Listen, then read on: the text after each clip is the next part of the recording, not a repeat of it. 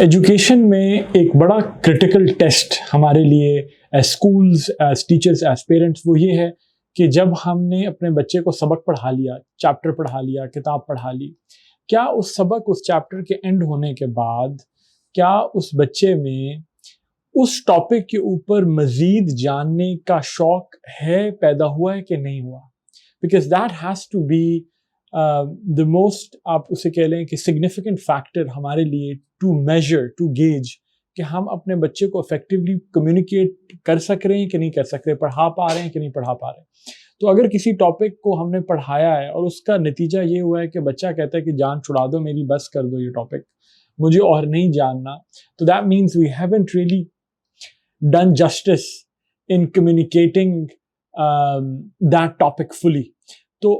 teachers کے لیے خاص طور پہ میری ایک بڑی سنسیئر سجیشن ہے کہ اپنے ٹیچنگ میتھڈ کو، اپنی میتھڈالوجی کو ضرور ایسے ڈیولپ کریں،